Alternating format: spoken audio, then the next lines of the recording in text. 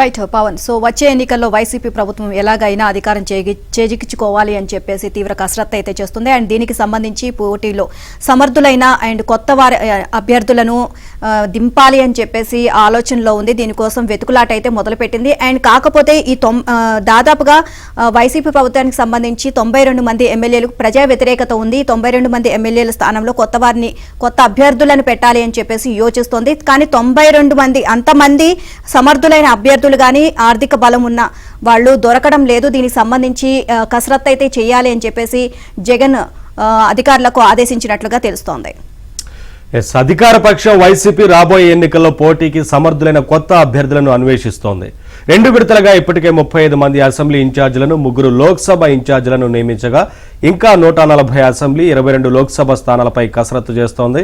Vijayasai Reddy, YV Subbareddy, Ayodhya Ramireddy, Vemireddy Prabhakar రెడ్డితో పాటు మంత్రి బొత్స సత్యనారాయణ, సలహాదారు సజ్జల రామకృష్ణారెడ్డి 25 రోజులుగా ఈ పనిలో బిజీగా ఉన్నారు. దాదాపు రోజు సీఎం జగన్ వారితో సమీక్షలు నిర్వహిస్తున్నారు.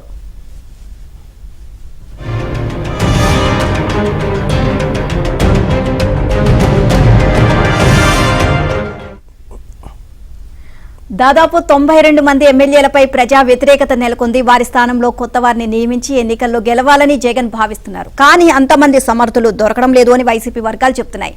లోక్సభ అభ్యర్థులకు తీవ్ర కొరత అయితే ఉంది. అరకు ఎంపీ మాధవి స్థానంలో పాడేరు ఎమ్మెల్యే భాగ్యలక్ష్మిని ఇన్ఛార్జిగా నియమించారు. గోరెంట్ల మాధవ్ స్థానంలో బళ్ళారి బీజేపీ నేత శ్రీరాములు సోదరి శాంతను తీసుకొచ్చారు. తలారి రంగయ్యను కళ్యాణదుర్గం ఇన్ఛార్జిగా నియమించారు. వంగ గీతను పిఠాపురం, మార్గాని భరత్ ను రాజమండ్రి సీట్ ఇన్ఛార్జీలుగా నియమించారు.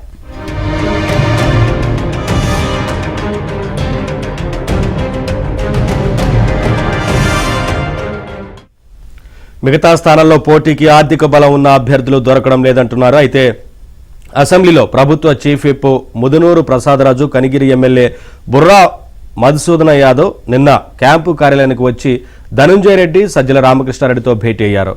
జగన్ లేని సమయంలో వీరిద్దరూ రావడం రాజకీయ వర్గాల్లో చర్చనీయాంశమైంది. ఇదే అంశానికి సంబంధించి మరిన్ని అప్డేట్స్ మా కరెస్పాండెంట్ సత్యాన్ని అడిగి తెలుసుకుందాం. సత్య, ఎక్కడికక్కడ వైసీపీలో మార్పులు చేర్పులు జరుగుతున్నాయి. ఒక నియోజకవర్గం నుంచి ఇంకొక నియోజకవర్గానికి నేతలను నియమిస్తున్నారు. అండ్ అంతేకాకుండా కొత్త అభ్యర్థుల కోసం అన్వేషిస్తున్నట్లుగా కూడా తెలుస్తోంది. అప్డేట్స్ ఏంటి? 175/175 టార్గెట్ అని చెప్పిన ముఖ్యమంత్రి జగన్మోహన్ రెడ్డికి అభ్యర్థులు దొరకటం లేని పరిస్థితి ఉంది. ముఖ్యంగా పార్లమెంటు విషయానికి వస్తే కనుక సమర్థులైన అభ్యర్థులు దొరక్క తీవ్ర ఇబ్బందులు ఎదుర్కోవడంతో ప్రస్తుతం ఉన్నటువంటి పార్లమెంట్ అభ్యర్థులను కొంతమందిని ఎమ్మెల్యేలకు పంపించి వాళ్ళు పార్లమెంట్ అభ్యర్థులుగా నిలబడలేరని భావించి వాళ్ళని ఎమ్మెల్యే స్థానాలకు పంపిన పరిస్థితి అయితే ఉంది.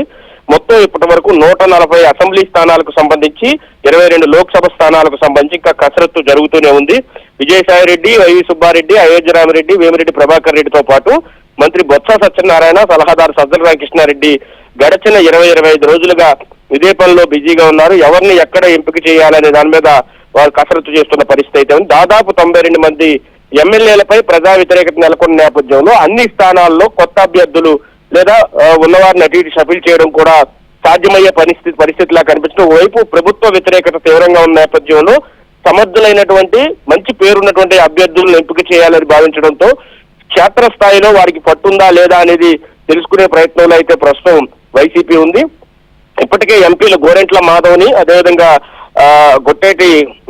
గోరెంట మాధవ్ని, అరకు ఎంపీని కూడా అక్కడి నుంచి మార్చి వాళ్ళని ఎమ్మెల్యే స్థానానికి, ఎంపీ మాధవిని కూడా ఎమ్మెల్యే స్థానానికి పంపించిన పరిస్థితి అయితే ఉంది. అయితే అనంతపురం హిందూపురం ఎంపీని మాత్రం పూర్తిగా పక్కన పెట్టిన పరిస్థితి అయితే ఉంది. ఆ స్థానంలో కర్ణాటక సంబంధించినటువంటి శ్రీరాములు సోదరి శాంతను, ఆర్థిక బలం ఉన్న శాంతను తీసుకురావడం జరిగింది.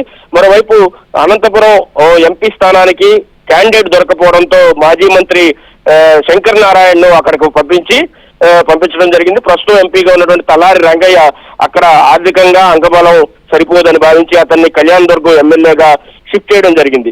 ఈ రకంగా మొత్తం అనేక స్థానాల్లో అభ్యర్థులు దొరక్క నానా ఇబ్బందులు పడుతోంది. 92 స్థానాల్లో ఇంకా ఎవరెవరు నియమించాలి ఏంటి అనే దాని మీద షఫిల్ చేయాలనే దాని మీద ఇంకా క్లారిటీ రావాల్సి ఉంది. దీంతో సమర్థులైన అభ్యర్థుల కోసం వైసీపీ ఎదురు చూస్తున్న పరిస్థితి అయితే ఉంది. అయితే ఇప్పటికే ఉన్న అభ్యర్థులు కూడా వైసీపీ పార్టీ ఈసారి అధికారంలోకి వచ్చే అవకాశం లేదని భావించి ఇతర పార్టీల వైపు చూస్తున్న పరిస్థితి అయితే ఉంది. అటు టీడీపీ జనసేనలో స్కోప్ లేకపోవడంతో షర్మిల కాంగ్రెస్ లోకి వచ్చిన నేపథ్యంలో అటు చూస్తారా లేదా టీడీపీ జనసేనలతో మాట్లాడుకుంటారా అనేది కూడా వేచి చూడాల్సి ఉంటుంది. ప్రస్తుతం వైసీపీలో మాత్రం సమర్థులైన అభ్యర్థుల కోసం ఇంకా అన్వేషణ కొనసాగుతుంది. 175కి 175 స్థానాలు సాధించడం ఈ పరిస్థితిలో వైసీపీకి ఎంతవరకు సాధ్యమని కూడా ఆ పార్టీ నేతలే చెబుతున్న పరిస్థితి అయితే